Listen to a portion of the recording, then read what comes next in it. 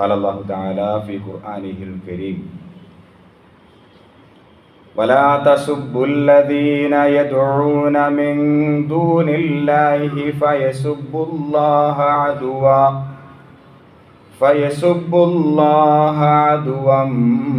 بغير علم كذلك زينا لكل أمة عملهم ثم إلى ربهم مرجعهم فينبئهم بما كانوا يعملون صدق الله العلي العظيم رب اشرح لي صدري ويسر لي أمري واحلل عقدة من لساني يفقهوا قولي إن أريد إلا الإصلاح ما استطعت وما توفيقي إلا بالله عليه توكلت وإليه أنيب. സത്യവിശ്വാസികളെ, വിശ്വാസിനികളെ, അള്ളാഹുവിൻ്റെ കൽപ്പനകൾ പാലിച്ച് യഥാർത്ഥ മുത്തഖീങ്ങളായി ജീവിതത്തെ ചിട്ടപ്പെടുത്തിയെടുക്കണമെന്ന് എന്നോടെന്ന പോലെ നിങ്ങൾ ഓരോരുത്തരോടും വസിയത്ത് ചെയ്യുന്നു, ഉപദേശിക്കുന്നു. അല്ലാഹു സുബ്ഹാനഹു വ തആല യഥാർത്ഥ മുത്തഖീങ്ങളിൽ നാം ഏവരെയും ഉൾപ്പെടുത്തുമാറാകട്ടെ. സംഭവിച്ചു പോയ തെറ്റുകുറ്റങ്ങൾ അള്ളാഹുവിൻ്റെ ഫള് കൊണ്ട് വിട്ടുപുറത്ത് മാപ്പാക്കി നൽകുമാറാകട്ടെ. ബലിപെരുന്നാൾ കഴിഞ്ഞ് അയ്യാമു തശ്രീക്കിൻ്റെ ദിനരാത്രങ്ങളിലൂടെ നമ്മൾ സഞ്ചരിച്ചു കൊണ്ടിരിക്കുകയാണ്. അയ്യാമു തശ്രീഖ് ദുൽഹജ്ജ് മാസം 13 വരെ അയ്യാമൻ മഅദൂദ എന്ന് വിശുദ്ധ ഖുർആനിൽ അള്ളാഹു പരാമർശിച്ച ദിവസങ്ങളാണ്. തക്ബീർ ചൊല്ലലും അള്ളാഹുവിനെ സ്മരിക്കലും ദിക്ർ ഔറാദുകളിൽ മുഴുകലും ഒക്കെയാണ് അയ്യാമു തശ്രീഖ് ഈ ദിനരാത്രങ്ങളിൽ നമ്മളൊക്കെയും ചെയ്യേണ്ടത്. അള്ളാഹു അതിന് തൗഫീഖ് ചെയ്ത് നാം ഓരോരുത്തരെയും അനുഗ്രഹിക്കുമാറാകട്ടെ. ബലി പെരുന്നാളുമായി ബന്ധപ്പെട്ട് ബലിയെ സംബന്ധിച്ചും അതിൻ്റെ ആത്മാവിനെ സംബന്ധിച്ചുമൊക്കെ നമ്മൾ മനസ്സിലാക്കുകയുണ്ടായി. നമ്മുടെ സമൂഹത്തിൽ വലിയ ചർച്ചയാണ് ബലി എന്നത്. ഇസ്ലാമിനെ സംബന്ധിച്ച് തെറ്റായ ധാരണ ബലിയുമായി ബന്ധപ്പെട്ട് ഇതര മത സമൂഹങ്ങളിൽ അതിശക്തമായി പ്രചരിപ്പിക്കപ്പെടുന്നുണ്ട്.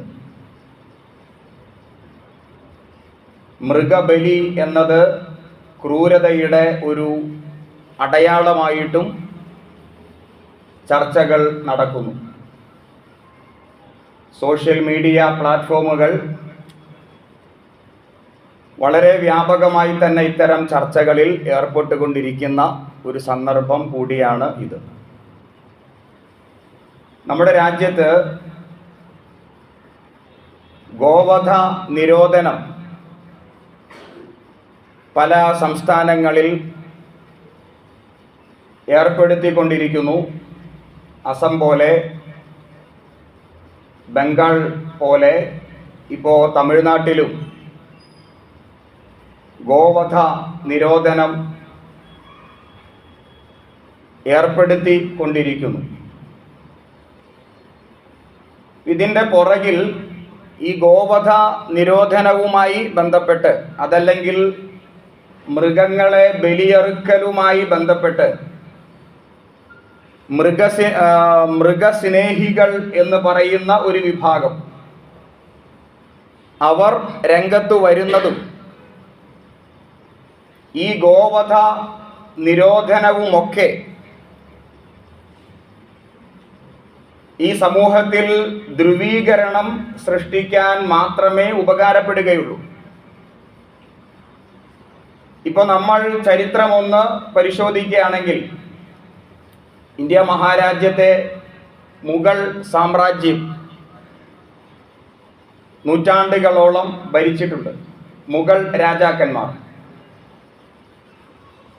അവരെ സംബന്ധിച്ച് വായിച്ചപ്പോൾ ഗോവധ നിരോധനം അവരും ഏർപ്പെടുത്തിയിട്ടുണ്ട്. ഇപ്പോൾ ബാബർ ചക്രവർത്തി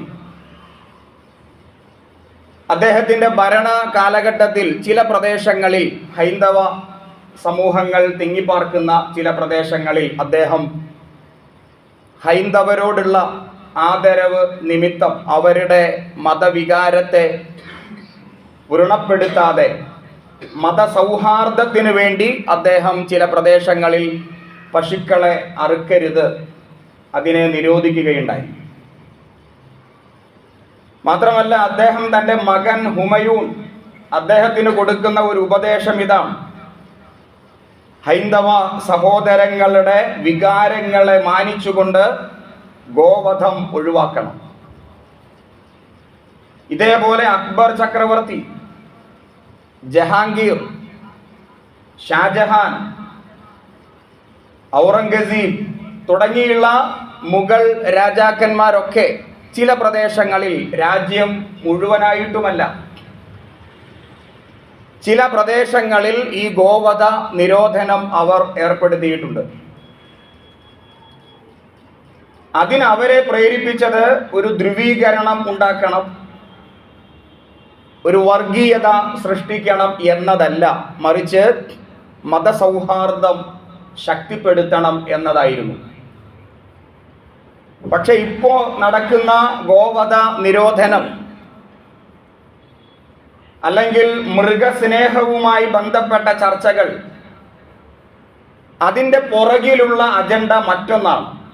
ധ്രുവീകരണം സൃഷ്ടിക്കണം, ഭൂരിപക്ഷ വികാരത്തെ ശക്തിപ്പെടുത്തി അധികാരം ഉറപ്പിക്കണം എന്നതാണ് അതിൻ്റെ പുറകിൽ നടക്കുന്ന വളരെ പ്രധാനപ്പെട്ട ലക്ഷ്യങ്ങളിൽ ഒന്ന്. ഇസ്ലാമിനെ സംബന്ധിച്ച് പറയുമ്പോൾ ഞാനിവിടെ ഓതി വെച്ച ആയത്ത് സൂറത്ത് അൻആമിലെ 108-ാമത്തെ ആയത്താണ്. അല്ലാഹു സുബ്ഹാനഹു വ തആല പറയുന്നു, വലാ തസുബ്ബൂ, നിങ്ങൾ ആക്ഷേപിക്കാൻ പാടില്ല, നിങ്ങൾ ഒരർത്ഥത്തിലും കുറ്റപ്പെടുത്താനോ ഇകഴ്ത്താനോ പാടില്ല. അപ്പൊ നമ്മുടെ ഭാഷയിൽ പറഞ്ഞാൽ വ്രണപ്പെടുത്താൻ പാടില്ല. അല്ലദീന യദ്ഊന മിൻ ദൂനില്ലാ, അല്ലാഹുവിനെ കൂടാതെ ഈ ഭൂമിയിൽ ആരാധിക്കപ്പെടുന്ന ഒരു ആരാധന വസ്തുവിനെയും, അത് പശുവാകട്ടെ, മൃഗങ്ങളാകട്ടെ, കല്ലുകളാകട്ടെ, പക്ഷികളാകട്ടെ, എന്തുമാകട്ടെ, അള്ളാഹുവിനെ കൂടാതെ ആരാധിക്കപ്പെടുന്ന ഒരു ആരാധ്യ വസ്തുവിനെയും നിങ്ങൾ കളിയാക്കാനോ ആക്ഷേപിക്കാനോ ഇകഴ്ത്താനോ പാടില്ല.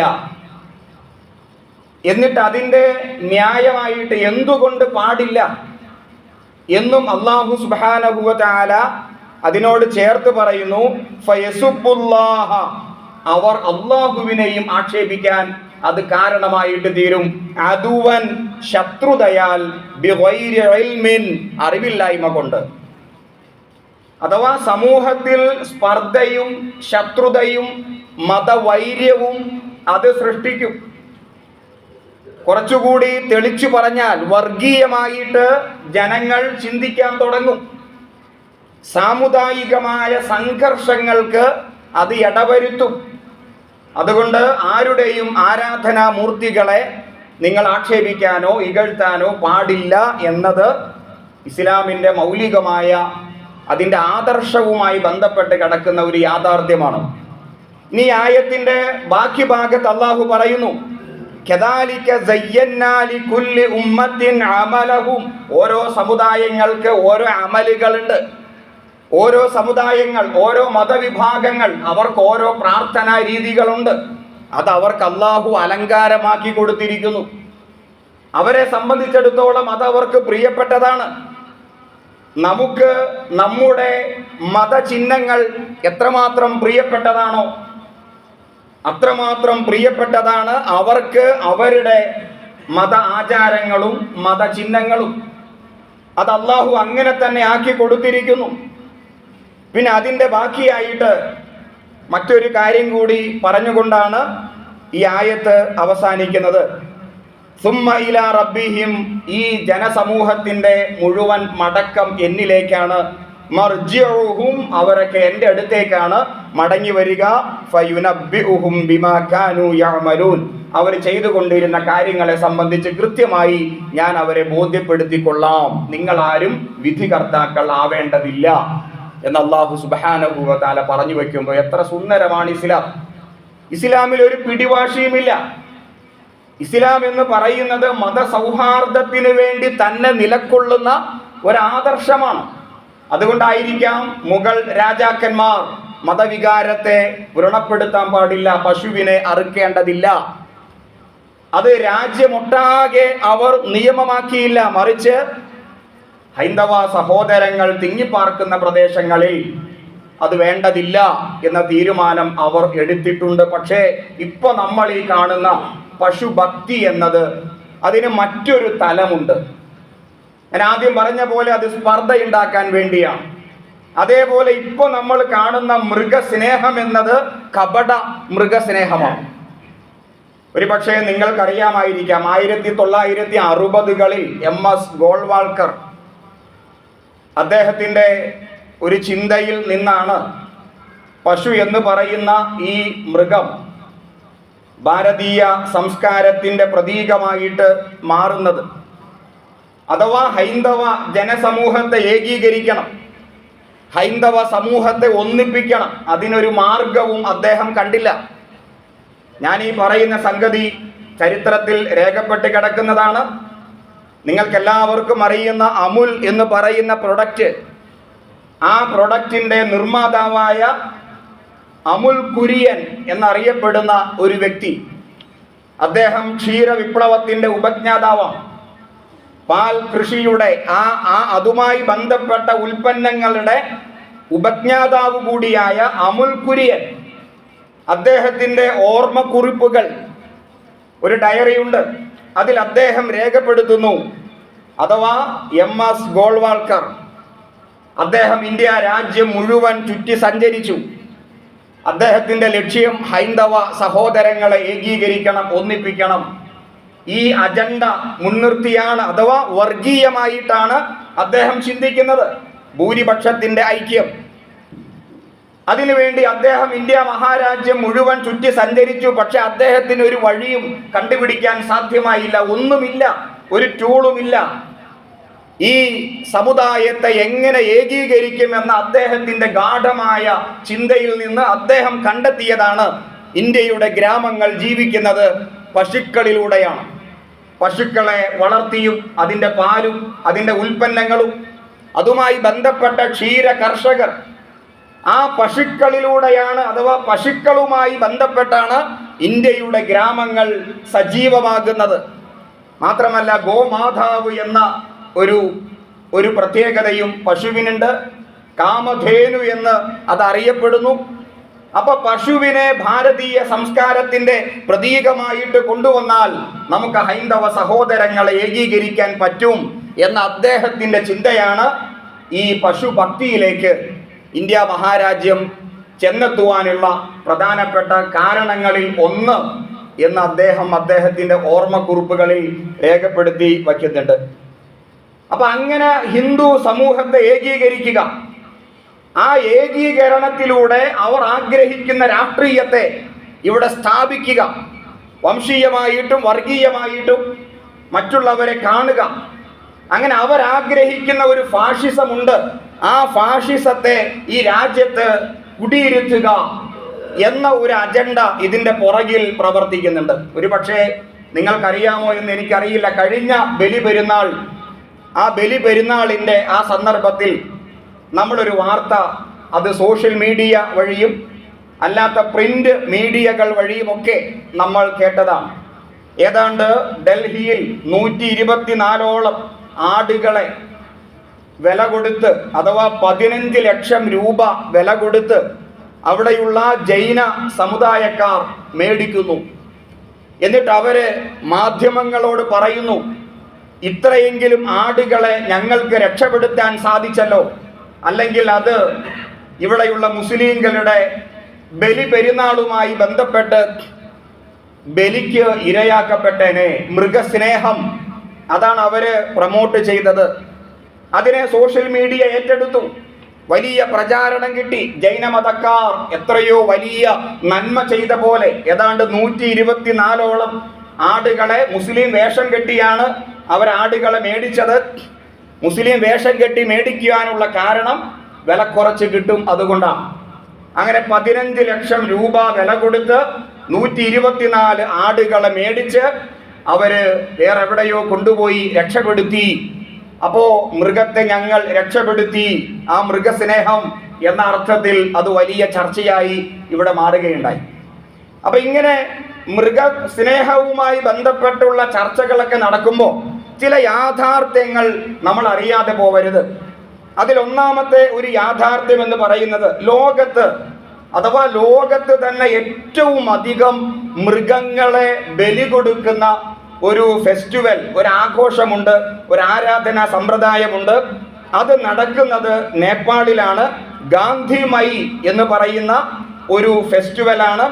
അത് 5 വർഷം കൂടുമ്പോൾ നേപ്പാളിൽ നടക്കുന്ന ഒരു ആഘോഷമാണ്. ഗാന്ധിമയി ദേവി, ആ ദേവിയെ പ്രസാദിപ്പിക്കാനായിട്ട് മൃഗബലി അവിടെ നടക്കുന്നു. കാളകൾ, എരുമകൾ, ആടുകൾ, കോഴി, പ്രാവ്, അങ്ങനെ പക്ഷികൾ, മൃഗങ്ങൾ എല്ലാത്തിനെയും അവര് ബലി കൊടുക്കുകയാണ്.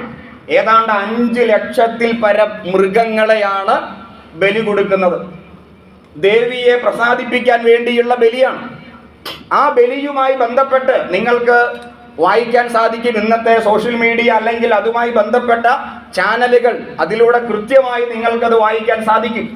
അപ്പൊ ആ ബലിയിൽ 5 ലക്ഷം മൃഗങ്ങളെ എങ്ങനെയാണ് വധിക്കുന്നത്? തലവെട്ടിയാണ്.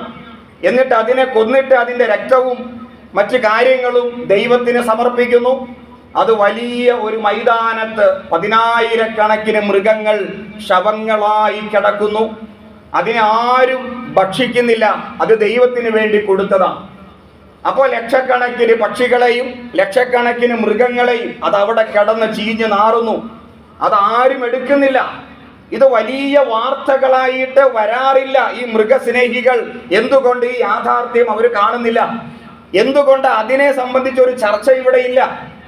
അപ്പോൾ ലക്ഷക്കണക്കിനാണ്, 5 ലക്ഷത്തിൽ പരം. എത്രയും ബലി കൊടുത്താൽ അത്രയും പുണ്യം കിട്ടും എന്നതാണ് അവരുടെ വിശ്വാസം. നമ്മൾ അവരുടെ വിശ്വാസത്തെ ചോദ്യം ചെയ്യുകയല്ല, മറിച്ച് മൃഗസ്നേഹത്തിന്റെ മറവിൽ ഇങ്ങനെയുള്ള വലിയ വലിയ കാര്യങ്ങൾ എന്തുകൊണ്ട് കാണാതെ പോകുന്നു എന്നതാണ് പറഞ്ഞതിന്റെ ചുരുക്കം. അതേപോലെ നമ്മുടെ ബംഗാളിൽ, ഇന്ത്യ മഹാരാജ്യം, അവിടെയും നമുക്ക് കാണാൻ കഴിയും ഇതേപോലെ മൃഗങ്ങളെ.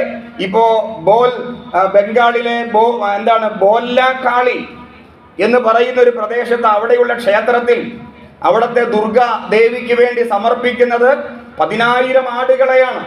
അതിനെ തലവെട്ടി സമർപ്പിക്കുകയാണ്. അതിനാരും ഭക്ഷിക്കാറില്ല. അത് അവിടെ കിടക്കുന്നു, ദൈവത്തിന് വേണ്ടി സമർപ്പിക്കപ്പെട്ടതാണ്. അതേപോലെ ആന്ധ്രയിലെ കുപ്പത്ത് എന്ന പ്രദേശം, അവിടെ എല്ലാ വർഷവും നടക്കുന്ന ഉത്സവത്തിൽ ആടുകളെയാണ് ബലി കൊടുക്കുക. അത് റോട്ടിൽ, തെരുവിൽ ഇങ്ങനെ കൊണ്ടുവന്നിട്ട് കൂട്ടമായി നിർത്തി വലിയ മൂർച്ചയുള്ള ആയുധം കൊണ്ട് തലവെട്ടി അവിടെ സമർപ്പിക്കുകയാണ്. അതിൻ്റെ രക്തവും അതിൻ്റെ മാംസവും അവിടെ കിടന്ന് അഴുകിയാണ് അത് അവസാനിച്ച് പോകാറ്. അപ്പൊ ഇങ്ങനെയൊക്കെ ബലി കൊടുക്കുന്ന സമ്പ്രദായങ്ങൾ, അതിപ്പോ ഞാൻ ഉദാഹരണമായി കുറച്ച് പറഞ്ഞു എന്നേ ഉള്ളൂ. നിങ്ങളൊന്ന് സെർച്ച് ചെയ്യുകയാണെങ്കിൽ ലോകത്തിന്റെ പല ഭാഗത്ത് ഇതേപോലെയുള്ള ബലികളെ പല മതസമൂഹത്തിൽ, അത് ഇന്ത്യയിൽ മാത്രമല്ല, അത് ബഹുദൈവ ആരാധനയുമായി ബന്ധപ്പെട്ട് മാത്രമല്ല, പല മതസമൂഹങ്ങളിൽ, പല സംസ്കാരങ്ങളിൽ, പല രൂപത്തിലുള്ള ബലികളെ നമുക്ക് കാണുവാൻ സാധിക്കും. ചില സംസ്കാരങ്ങളിൽ ബലി കൊടുക്കുക എന്നത് ആടിനെ ഇങ്ങനെ കൈകൊണ്ട് പിടിച്ചിട്ട് അതിൻ്റെ കഴുത്തിൽ കടിച്ച് അതിൻ്റെ കഴുത്തിലുള്ള തൊലിയൊക്കെ പൊളിച്ചെടുത്ത് അങ്ങനെ കടിച്ച് കീറി അതിൻ്റെ രക്തമൊഴുക്കി ആ വിഗ്രഹത്തിൻ്റെ മേലൊഴുക്കി, അതാരാണോ ബലി കൊടുക്കുന്നത് അയാളുടെ ശിരസിലേക്ക് അത് ഒഴുക്കി അവിടെ നിൽക്കുന്ന ആളുകൾ അവരുടെ ശിരസിലേക്കും വായിലേക്കും ആ രക്തമൊഴുക്കി ആടിങ്ങനെ വേദന കൊണ്ട് ഇങ്ങനെ തല്ലിപ്പടച്ച് അതിങ്ങനെ ചാവുന്നു അല്ലെങ്കിൽ മരിക്കുന്നു. അപ്പോൾ അതിൻ്റെ കഴുത്തിൽ ആരാണോ ബലി കൊടുക്കുന്ന വ്യക്തി അല്ലെങ്കിൽ പൂജാരി പല്ലുകൊണ്ട് കടിച്ചു കീറിയാണ് അതിനെ കൊല്ലുന്നത്. എന്നാലേ ദൈവത്തിൻ്റെ പ്രസാദം കിട്ടുകയുള്ളൂ, ദൈവത്തിന്റെ പ്രീതി കിട്ടുകയുള്ളൂ എന്ന വിശ്വാസമാണ്. അതേപോലെ രണ്ട് കാലുകളിൽ പിടിച്ച് അങ്ങോട്ടും ഇങ്ങോട്ടും അങ്ങനെ വലിച്ചു കീറി അതിൻ്റെ ആന്തരിക അവയവങ്ങളൊക്കെ പുറത്തേക്ക് ചാടി അതിക്രൂരമായി അതിനെ കൊലപ്പെടുത്തി ദൈവത്തിന് സമർപ്പിക്കുന്ന വിശ്വാസങ്ങളൊക്കെയുള്ള ആചാരങ്ങളും സംസ്കാരങ്ങളും നമ്മുടെ ഈ പ്രദേശത്ത്, നാട്ടിൽ, ഈ രാജ്യത്ത്, ലോകത്ത് നടക്കുന്നുണ്ട്. കോഴികളെയും അങ്ങനെ തന്നെ കടിച്ച് അതിൻ്റെ തല കടിച്ചെടുത്ത് ദൈവത്തിന് സമർപ്പിക്കുന്ന, ദൈവത്തിൻ്റെ പ്രീതിയും തൃപ്തിയും കിട്ടുവാൻ വേണ്ടി ദൈവത്തിന് സമർപ്പിക്കുന്ന സംസ്കാരങ്ങളൊക്കെ ഈ ലോകത്തിന്റെ പല ഭാഗത്ത് നിലനിൽക്കുന്നു. അപ്പൊ എന്തുകൊണ്ട് മൃഗസ്നേഹികൾ അതൊന്നും കാണുന്നില്ല? ഇസ്ലാമിനെ സംബന്ധിച്ച് പറയുമ്പോൾ ഞാനൊരു ഖുതുബയിൽ പറഞ്ഞതാണ്. പ്രവാചകൻ സ്വല്ലല്ലാഹു അലൈഹി വസല്ലം പറഞ്ഞു, നിങ്ങൾ ബലി അറുക്കുമ്പോൾ മൂർച്ചയുള്ള കത്തി വേണം ഉപയോഗിക്കാൻ. അത് പ്രബലമായ സുന്നത്തിൽപ്പെട്ട കാര്യമാണ്. എന്തിനാണ്? അതിൻ്റെ തൊലി മുറിയുമ്പോൾ ആ ഒരു ചെറിയ വേദന മാത്രമേ അത് അനുഭവിക്കാൻ പാടുള്ളൂ. ബാക്കി അതിൻ്റെ ശ്വാസനാളം, അതിൻ്റെ അന്നനാളം, അതിൻ്റെ തലച്ചോറിലേക്ക് പ്രവഹിക്കുന്ന ആ രക്തക്കുഴൽ, അപ്പോൾ ഇത് മുറിച്ചുകൊണ്ട് അതിനെ വളരെ പെട്ടെന്ന് ഏതാനും സെക്കൻഡുകൾക്കകം അതിൻ്റെ ബോധം നഷ്ടപ്പെടുകയാണ്. പിന്നെ കാണുന്ന ഈ തല്ലിപ്പിടയ്ക്കൽ അത് സ്വാഭാവികമായ ഒരു പ്രക്രിയയാണെന്ന് അതുമായി ബന്ധപ്പെട്ട് പഠിച്ചവർ പറയുന്നു. അതതിൻ്റെ വേദന കൊണ്ട് സംഭവിക്കുന്ന പ്രക്രിയ അല്ല, മറിച്ച് അതിൻ്റെ ഓരോ നാഡീ ഞരമ്പുകളിലും ജീവന്റെ അവശിഷ്ടങ്ങളുണ്ട്. അത് നഷ്ടപ്പെടുമ്പോൾ സ്വാഭാവികമായി സംഭവിക്കുന്ന ഒരു പെടച്ചിലാണ്. ആ മൃഗത്തിന്റെ ബോധം പണ്ടേ നഷ്ടപ്പെട്ടു കഴിഞ്ഞു. ഏതാനും സെക്കൻഡുകൾ മാത്രമേ കൃത്യമായി അറുക്കുവാൻ അറിയുന്ന ഒരാളാണ് അറുക്കുന്നത് എങ്കിൽ 3 സെക്കൻഡുകൾക്കകം അതിൻ്റെ ബോധം നഷ്ടപ്പെടുകയാണ്. അതിൻ്റെ രക്തം പുറത്തേക്ക് ഒഴുകുകയാണ്. ആ രക്തം പുറത്തേക്ക് ഒഴുകുമ്പോൾ ഈ മൃഗത്തിൻ്റെ ഈ പെടയ്ക്കൽ നിമിത്തം അതിൻ്റെ ശരീരത്തിൽ അവശേഷിക്കുന്ന ഓരോ ഞരമ്പിലും ഓരോ മാംസത്തിലും അവശേഷിക്കുന്ന എല്ലാ രക്തവും പുറത്തേക്ക് ഒഴുകി നമുക്ക് ശുദ്ധമായ, കലർപ്പില്ലാത്ത, അതേപോലെ വിഷാംശം ഇല്ലാത്ത നല്ല മാംസം നമുക്ക് ലഭിക്കുകയാണ്. അപ്പം ആ ഒരു പ്രക്രിയയാണ് അവിടെ നടക്കുന്നത് എന്ന് അതുമായി ബന്ധപ്പെട്ട് പഠിച്ചവർ, സയന്റിസ്റ്റുകൾ നമ്മളോട് പറയുന്നുണ്ട്. അപ്പോൾ നബി സല്ലല്ലാഹു അലൈഹി വസല്ലം എന്തുകൊണ്ട് മൂർച്ചയുള്ള ആയുധം ഉപയോഗിക്കണം എന്ന് പറഞ്ഞു? ഒരു മൃഗത്തിന്റെ തല വെട്ടിക്കളയുമ്പോൾ അങ്ങനെ സംഭവിക്കുന്നില്ല. അത് അതിൻ്റെതായ വേദന അനുഭവിക്കുന്നു. ഒരു മൃഗത്തെ കടിച്ചും വലിച്ചും കീറി തല്ലിയും അതേപോലെ ഇടിച്ചും അടിച്ചും കൊല്ലുമ്പോൾ ഇങ്ങനെയല്ല സംഭവിക്കുക. അത് അതിൻ്റെതായ പ്രയാസവും വേദനയും സഹിക്കുന്നു. അപ്പോൾ വേദന സഹിക്കാതെ ഒരു മൃഗത്തെ എങ്ങനെ സെക്കൻഡുകൾക്കകം നമുക്ക് അതിനെ കശാപ്പ് ചെയ്യാം എന്ന രീതിയാണ് നബി സല്ലല്ലാഹു അലൈഹി വസല്ലം നമ്മെ പഠിപ്പിച്ചത്. അപ്പൊ ആ ഒരു സമ്പ്രദായത്തെ മൃഗസ്നേഹികൾ എന്തുകൊണ്ട് കാണാതെ പോകുന്നു? അതുകൊണ്ടാണ് ഞാൻ ആദ്യം പറഞ്ഞത്, ഇത് കപട മൃഗസ്നേഹമോ യഥാർത്ഥ മൃഗസ്നേഹമല്ല. ഇനിയും നിങ്ങൾ ആലോചിക്കുക. ഞാനൊരു കണക്ക് പറയാം. അമേരിക്കയിൽ മാത്രം നടക്കുന്ന ഒരു കണക്കാണ്. ഇപ്പോൾ ജനസംഖ്യയുടെ ഒരു രൂപത്തിൽ ഏതാണ്ട് 34 കോടി ജനങ്ങളാണ് അമേരിക്കയിൽ ഉള്ളത് എന്ന് അതുമായി ബന്ധപ്പെട്ട് പറയപ്പെടുന്നു. 34 കോടി മനുഷ്യർ അമേരിക്കയിൽ ജീവിക്കുന്നുണ്ട്. അപ്പൊ അവിടെ ഒരു ദിവസം അവിടെ ആഹാരത്തിന് വേണ്ടി അറുക്കപ്പെടുന്ന, കശാപ്പ് ചെയ്യപ്പെടുന്ന കന്നുകാലികളുടെ എണ്ണം 1 ലക്ഷമാണ്. അതേപോലെ 3.5 ലക്ഷം പന്നികളെ കശാപ്പ് ചെയ്യപ്പെടുന്നു. 20,000 ആടുകളെ കശാപ്പ് ചെയ്യപ്പെടുന്നു. 2.5 കോടി കോഴികളെ കശാപ്പ് ചെയ്യപ്പെടുന്നു. 5.5 ലക്ഷം ടർക്കികൾ കശാപ്പ് ചെയ്യപ്പെടുന്നു. 60,000 താറാവുകൾ കശാപ്പ് ചെയ്യപ്പെടുന്നു. ആർക്ക് വേണ്ടി? ഒരു ദിവസം അമേരിക്കക്കാർക്ക് ആഹരിക്കാൻ വേണ്ടി. 34 കോടി ജനങ്ങൾ, അവർക്ക് ആഹരിക്കാൻ വേണ്ടി 1 ലക്ഷം കന്നുകാലികൾ, 3.5 ലക്ഷം പന്നികൾ, 20,000 ആടുകൾ, 2.5 കോടി കോഴികൾ, 5.5 ലക്ഷം ടർക്കികൾ, 60,000 താറാവുകൾ. ഈ ഒരു കണക്ക് നമ്മൾ ഇന്ത്യയിലേക്ക് കൊണ്ടുവരിക. ഇന്ത്യയുടെ ജനസംഖ്യ എത്രയാണ്? 144 കോടി ജനങ്ങൾ ജീവിക്കുന്ന രാജ്യമാണ് ഇന്ത്യ മഹാരാജ്യം. 34 കോടിക്ക് ഇത്രയും ഒരു ദിവസം വേണമെങ്കിൽ 144 കോടി ജനങ്ങൾ ജീവിക്കുന്ന ഇന്ത്യ മഹാരാജ്യത്ത് എത്രമാത്രം കന്നുകാലികൾ കശാപ്പ് ചെയ്യപ്പെടുന്നുണ്ട്, എത്രമാത്രം കോഴികൾ അറുക്കപ്പെടുന്നുണ്ട്, എത്രമാത്രം മത്സ്യങ്ങൾ ഇങ്ങനെ പെടഞ്ഞ് മരിക്കുന്നുണ്ട്. ഇതൊക്കെ മത്സ്യത്തിന്റെ കണക്ക് വേറെ വരും. അപ്പൊ ഇതൊക്കെ വച്ചിട്ട് ചിന്തിക്കുമ്പോൾ മൃഗബലി നടത്തുന്ന മുസ്ലിങ്ങൾ പെരുന്നാളിന് മൃഗബലി നടത്തുന്ന ദിവസം കശാപ്പ് ചെയ്യപ്പെടുന്നതിന്റെ ഇരട്ടി ദിനം പ്രതി മനുഷ്യർ ആഹാരത്തിന് വേണ്ടി കശാപ്പ് ചെയ്യപ്പെടുന്നു. എവിടെയാണ് പക്ഷി സ്നേഹികൾ? എവിടെയാണ് മൃഗസ്നേഹികൾ? എവിടെയാണ് അവർ മൃഗങ്ങളെ കശാപ്പ് ചെയ്യുന്നു? അവരെവിടെയാണ് കണ്ണീരൊഴുക്കിയത്? നമുക്കത് കാണുവാൻ കഴിയുന്നില്ല. അതൊക്കെ കശാപ്പ് ചെയ്യപ്പെടുന്നു. അതെല്ലാം പൈസ കൊടുത്ത് വാങ്ങിക്കുന്നു, കഴിക്കുന്നു. പക്ഷേ നമ്മുടെ ബലി അറുക്കുമ്പോൾ മാത്രം ഒരു മൃഗസ്നേഹം പുറത്തേക്ക് വരുമ്പോൾ നമുക്കതിനെ വിളിക്കേണ്ടി വരുന്നു. അത് കപട മൃഗസ്നേഹം തന്നെയാണ്. മാത്രമല്ല, ഇന്ത്യ മഹാരാജ്യത്തെ കുറിച്ച് പഠിക്കുകയാണെങ്കിൽ ബീഫ് കയറ്റുമതി അഥവാ ഇന്ത്യ എന്ന രാജ്യം ബീഫ് കയറ്റുമതിയിൽ ചിലപ്പോഴൊക്കെ 3-ാം സ്ഥാനത്ത് വരാറുണ്ട്, ചിലപ്പോഴൊക്കെ 4-ാം സ്ഥാനത്ത് വരാറുണ്ട്. ലോകത്തിന്റെ മൊത്തത്തിൽ കണക്കെടുപ്പ് നടത്തുമ്പോൾ ഇന്ത്യ മഹാരാജ്യം ബീഫ് കയറ്റി അയക്കുന്നതിൽ ചിലപ്പോഴൊക്കെ 3-ാം സ്ഥാനത്താണ്, ചിലപ്പോഴൊക്കെ 4-ാം സ്ഥാനത്താണ്. അപ്പോ ഇവിടെ ഗോവധം നിരോധിക്കുകയാണെങ്കിൽ ഇതെല്ലാം നിരോധിക്കേണ്ടി വരും. ഇതെല്ലാം അല്ലാതെ കപടമായ ഒരു ഗോവധ അല്ലെങ്കിൽ പശുഭക്തി അല്ലെങ്കിൽ പശു സ്നേഹം എല്ലാം നിരോധിക്കേണ്ടി വരും. അതുകൊണ്ടാണ് അർഷദ് മദനി, അല്ലാഹു സുബ്ഹാനഹു വ തആല അദ്ദേഹത്തിന് അനുഗ്രഹം പ്രദാനം ചെയ്യുമാറാകട്ടെ, അദ്ദേഹത്തിന്റെ ഒരു പ്രസ്താവന നിങ്ങൾ കേട്ട് കാണും. ഗോവിനെ, പശുവിനെ ഈ രാജ്യത്തിന്റെ ദേശീയ മൃഗമായി പ്രഖ്യാപിക്കൂ, ദേശീയ മൃഗമായി പ്രഖ്യാപിക്കൂ. അദ്ദേഹത്തിന്റെ പ്രസ്താവന വളരെ അർത്ഥവത്താണ്. അങ്ങനെയാണെങ്കിൽ ആരും പശുവിനെ അറുക്കുകയില്ല. മുസ്ലിങ്ങൾക്ക് പശുവിനെ അറുക്കേണ്ട കാര്യമില്ല, കാരണം അവര് മതത്തെ മാനിക്കുന്നവരാണ്.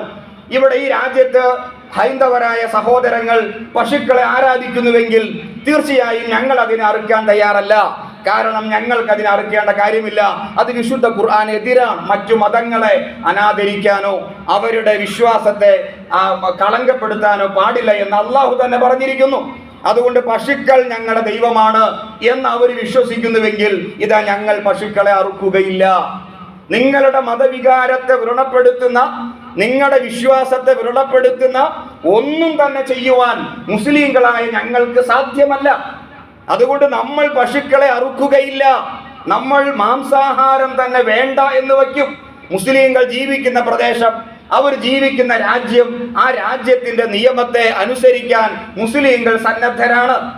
മാംസാഹാരം കഴിച്ചില്ലെങ്കിൽ ഇസ്ലാമിൽ നിന്ന് ആരും പുറത്തു പോവുകയില്ല. മാംസാഹാരം കഴിക്കൽ ഇസ്ലാമിക സംസ്കാരത്തിൽ, വിശ്വാസത്തിൽ നിർബന്ധമായ ഒരു കാര്യമല്ല. അപ്പൊ ഇത് നമുക്ക് പ്രധാനപ്പെട്ട ഒരു സംഗതിയല്ല. ഇതൊരു ആഹാരത്തിന്റെ കാര്യമാണ്. വേണ്ട എന്ന് വയ്ക്കാൻ നമുക്കൊരു പ്രയാസവുമില്ല. അപ്പൊ ഇവിടെ പശുവിനെ ദേശീയ മൃഗമായി പ്രഖ്യാപിച്ചാൽ ആർക്കാണ് പ്രയാസം? നമുക്കല്ല, മുസ്ലിങ്ങൾക്ക് യാതൊരു പ്രയാസവുമില്ല. അതിന്റെ പ്രയാസം അനുഭവിക്കുക ഹൈന്ദവരായിരിക്കും. കാരണം ബംഗാളിൽ ഇപ്പോൾ നമ്മളത് കണ്ടുകൊണ്ടിരിക്കുന്നു. ബംഗാളിൽ ഹൈന്ദവ ഈ കർഷകര്, പശു കർഷകര്, ക്ഷീര കർഷകര്, അവര് പശുക്കളെയും പിടിച്ചുകൊണ്ട് സമരത്തിലാണ്. മുസ്ലിങ്ങൾ അത് മേടിക്കുന്നില്ല, ആ കച്ചവടം നടക്കുന്നില്ല. അതുകൊണ്ട് അവർ പറയുന്നു, ഞങ്ങളുടെ കച്ചവടം നഷ്ടപ്പെട്ടു, ഞങ്ങൾക്ക് വലിയൊരു സാമ്പത്തിക ലാഭം ലഭിച്ചിരുന്ന ഒരു സമയമായിരുന്നു മുസ്ലിങ്ങളുടെ ബലി പെരുന്നാൾ ദിവസം. അപ്പോ മുസ്ലിങ്ങൾ പറയുന്നു, ഗോമാതാവിനെ ഞങ്ങൾക്ക് വേണ്ട, നിങ്ങൾ മാതാവിനെ വീട്ടിൽ കൊണ്ടുപോയി പൂജിക്കൂ, ഗോമാതാവിനെ വിൽക്കാൻ പാടില്ല, അതുകൊണ്ട് അതിനെ വിൽക്കാൻ ഞങ്ങൾ അനുവദിക്കില്ല എന്ന് ആര് പറയുന്നു? മുസ്ലിങ്ങൾ തന്നെ പറയുന്നു. നിങ്ങൾ അതിനെ വീട്ടിൽ കൊണ്ടുപോയി പൂജിക്കൂ, ഞങ്ങൾ അതിനെ മേടിച്ചു കൊണ്ടുപോയാൽ ഒരു പക്ഷേ പോകുന്ന സമയത്ത് ഞങ്ങളെ ഈ ഗോമാതാവുമായി ബന്ധപ്പെട്ട ഗുണ്ടകൾ ആക്രമിച്ചേക്കാം, തല്ലിയേക്കാം, ഞങ്ങൾക്കതിന് സാധ്യമല്ല, അതുകൊണ്ട് വീട്ടിൽ കൊണ്ടുപോയി പൂമാലയിട്ട് പൂജിക്കൂ, ഞങ്ങൾക്കതിനെ വേണ്ട എന്ന് ബംഗാളിലെ മുസ്ലിങ്ങൾ ധീരമായിട്ട് പറയുന്നു. അപ്പൊ അതിന്റെ നഷ്ടം പേറേണ്ടി വരിക. ഒരിക്കലും ഇന്ത്യ മഹാരാജ്യത്ത് ഗോവധ നിരോധത്തിന്റെ നഷ്ടം മുസ്ലിങ്ങൾക്ക് പേറേണ്ടതില്ല. അതിന്റെ സാമ്പത്തികമായ കാരണം തുകല് കച്ചവടം. ഈ തുകല് കച്ചവടത്തിന്റെ വലിയ ഒരു വരുമാനം ഇന്ത്യ മഹാരാജ്യത്തിനുണ്ട്. ബീഫ് കയറ്റുമതി, അതിന്റെ വലിയ ഒരു വരുമാനം ഇന്ത്യ മഹാരാജ്യത്തിനുണ്ട്. അപ്പോ ഗോവിനെ അഥവാ പശുവിന്റെ മാംസം കഴിക്കരുത് എന്ന ആ നിരോധനം സുപ്രീം കോടതിയോ ഭരിക്കുന്ന പാർട്ടിയോ ആര് കൊണ്ടുവന്നാലും അതിൽ മുസ്ലിങ്ങൾക്ക് യാതൊരു നഷ്ടവും സംഭവിക്കാനില്ല. നഷ്ടം സംഭവിക്കുക ഇവിടുത്തെ മഹാഭൂരിപക്ഷം വരുന്ന സമുദായത്തിനായിരിക്കും.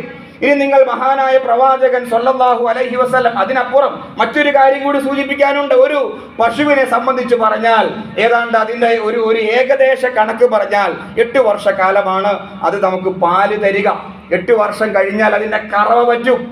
ഏതാണ്ട് മാക്സിമം അതിൻ്റെ ടൈം എന്ന് പറഞ്ഞാൽ പാല് തരുന്ന ഒരു പശു 8 വർഷക്കാലമാണ് മാക്സിമം നമുക്കതിൻ്റെ പാല് കിട്ടുകയുള്ളൂ. ഈ പാല് കിട്ടാതെ വന്നാൽ പിന്നെ അതിനെ എന്തു ചെയ്യണം? അതൊരു ചർച്ചയാണ്. അതിനെ പിന്നെ എന്തു ചെയ്യണം? വളർത്താനായിട്ട്, തീറ്റിപ്പോറ്റാനായിട്ട് ഉടമ തയ്യാറാവുകയില്ല. പിന്നെ അതിനെ തെരുവിലേക്ക് പറഞ്ഞയക്കുക. ഉത്തരേന്ത്യൻ ഭാഗത്തൊക്കെ പശുക്കൾ ഇങ്ങനെ അലഞ്ഞു നടക്കുകയാണ്. തെരുവിൽ എന്തൊക്കെയോ ഭക്ഷിച്ച് ആളുകളുടെ കല്ലേറും കൊണ്ട് അങ്ങനെ തെരുവിലൂടെ നടന്ന് പട്ടിണി കിടന്ന് അവസാനം ശ്വാസം മുട്ടി അവിടെ തന്നെ പെടഞ്ഞു മരിക്കുന്ന പശുക്കൾ. ഇത് പശുക്കളോട് കാണിക്കുന്ന സ്നേഹമാണോ? ഒരിക്കൽ പ്രവാചകൻ സ്വല്ലല്ലാഹു അലൈഹി വസല്ലമ ഒരൊട്ടകത്തെ കാണുന്നു. ആ ഒട്ടകം അലഞ്ഞു നടക്കുകയാണ്. റസൂലിനെ കണ്ടപ്പോൾ അതിങ്ങനെ കരഞ്ഞുപോയി.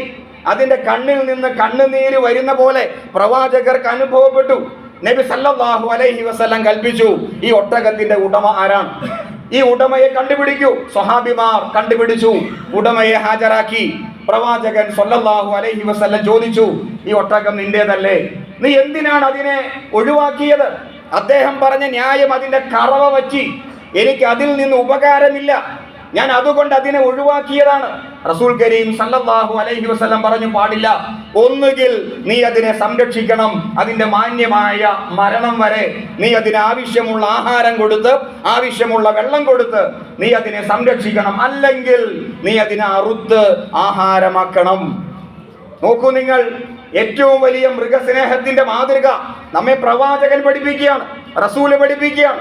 അതേപോലെ ഒരു വഴിയാത്രക്കാരൻ ദാഹിച്ചു വലഞ്ഞ ഒരു നായയെ കാണുന്നു. നിങ്ങൾക്ക് എല്ലാവർക്കും ആ ചരിത്രം അറിയാമല്ലോ. ആ നായ വെള്ളം കുടിക്കാൻ പ്രയാസപ്പെട്ട് അവിടെ കാണുന്ന ഒരു കിടത്തിലേക്ക് ഇങ്ങനെ നോക്കിയിട്ട് അതിന്റെ നാവ് പുറത്തേക്കിട്ട് ഇങ്ങനെ പ്രയാസപ്പെടുകയാണ്. ഈ യാത്രക്കാരനായ മനുഷ്യൻ തനിക്ക് വേണ്ട വെള്ളം അവിടുന്ന് കോരി കുടിച്ചു കഴിഞ്ഞപ്പോഴാണ് ഈ നായയെ അദ്ദേഹം കാണുന്നത്. ഉടനെ തന്റെ ഷൂസ് എടുത്ത് വളരെ പ്രയാസപ്പെട്ട് ആ കിണറ്റിലേക്ക് ഇറങ്ങി ഈ നായയ്ക്ക് വെള്ളം കോരി കൊടുത്തു എന്ന ഒരു ചരിത്ര കഥ നബി സല്ലല്ലാഹു അലൈഹി വസല്ലമ തന്റെ സഹാബിമാർക്ക് പറഞ്ഞു കൊടുത്തപ്പോ അദ്ദേഹം അതിനോട് ചേർത്ത് പറഞ്ഞ കാര്യം, ആ മനുഷ്യൻ സ്വർഗത്തിലാണ് എന്ന.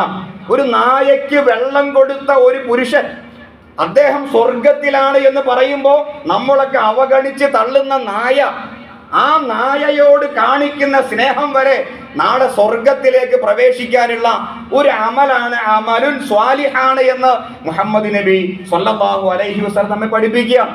അപ്പൊ മൃഗസ്നേഹത്തെ സംബന്ധിച്ച് നമ്മളെ ആരും പഠിപ്പിക്കേണ്ടതില്ല. അതേപോലെ ആ ഹദീസിന്റെ ബാക്കി കാണാം. ഒരു പൂച്ചയെ കെട്ടിയിട്ട സ്ത്രീ അതിന്റെ അവകാശത്തെ തടഞ്ഞ ഒരു സ്ത്രീ, സ്വന്തമായിട്ട് അതിന് ആഹാരം കഴിക്കാനും പുറത്തു പോകാനുമുള്ള അതിന്റെ സ്വാതന്ത്ര്യത്തെ തടഞ്ഞ ഒരു സ്ത്രീ നരകത്തിലാണ് എന്നും നബി സല്ലല്ലാഹു അലൈഹി വസല്ലം പറയുന്നു. അപ്പൊ ഇസ്ലാമിനെ കുറിച്ചുള്ള പേടി ഇങ്ങനെ ഉൽപ്പാദിപ്പിക്കുക. ഇവര് മൃഗത്തെ കൊല്ലുന്നവരാണ്, ഇവർ അറുക്കുന്നവരാണ്, ഇവരിങ്ങനെ രക്തമൊഴുക്കുന്നവരാണ്, ഇവരിൽ ക്രൂരതയുണ്ട്.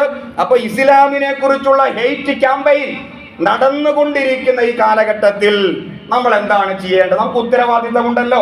നമ്മുടെ കൂടെയുള്ള പുരോഗമന പ്രസ്ഥാനങ്ങൾ, ജമാഅത്തെ ഇസ്ലാമിയുടെ പ്രവർത്തകരാകട്ടെ, സലഫി പ്രവർത്തകരാകട്ടെ, സുന്നി പ്രസ്ഥാനങ്ങളിലെ പുരോഗമന വിഭാഗത്തിൽപ്പെട്ടവരാകട്ടെ, നമുക്ക് ഉത്തരവാദിത്തമുണ്ട്. നമ്മൾ മൗനമായി കേട്ട് നടക്കേണ്ടവരല്ല. നമുക്ക് തിരിച്ച് നമ്മുടെ ദീനിനെ സംബന്ധിച്ച്, ഇസ്ലാമിനെ കുറിച്ച് പറയാൻ നമുക്ക് ഈ ഹെയ്റ്റ് ക്യാമ്പയിൻ, അതിനെതിരെ സ്നേഹത്തിന്റെയും സൗഹാർദ്ദത്തിന്റെയും ക്യാമ്പയിൻ നമുക്ക് നടത്താനുള്ള മൗലികമായ അവകാശമുണ്ട്, അധികാരമുണ്ട്. അത് അള്ളാഹുവിന്റെ റസൂൽ സ്വല്ലല്ലാഹു അലൈഹി വസല്ലം നമ്മോട് പറഞ്ഞ കാര്യമാണ്. അതുകൊണ്ട് പ്രിയ സഹോദരങ്ങളെ, സത്യവിശ്വാസികളെ, വിശ്വാസിനികളെ, ഇത് കേട്ട് തല കുനിച്ച് പോവുകയല്ല ചെയ്യേണ്ടത്. കൃത്യമായി കാര്യങ്ങളെ പഠിച്ച് ജനങ്ങളുമായി സംസാരിക്കുക, അള്ളാഹുവിന്റെ ദീനിനെ ഈ കാലഘട്ടത്തിൽ പ്രബോധനം ചെയ്യുക, അള്ളാഹുവിന്റെ ദീനിനെ ജനങ്ങളിലേക്ക് എത്തിക്കുക എന്ന വലിയ ഒരു ഉത്തരവാദിത്വം തീർച്ചയായും നമുക്കുണ്ട്. അള്ളാഹു നമ്മെ കാത്ത് രക്ഷിക്കുമാറാകട്ടെ. കാര്യങ്ങളെ യഥാവിധി മനസ്സിലാക്കാൻ പടച്ചവൻ തൗഫീഖ് ചെയ്യുമാറാകട്ടെ. വാഖിറു ദഅവതി അനിൽ ഹംദുലില്ലാഹി റബ്ബിൽ ആലമീൻ.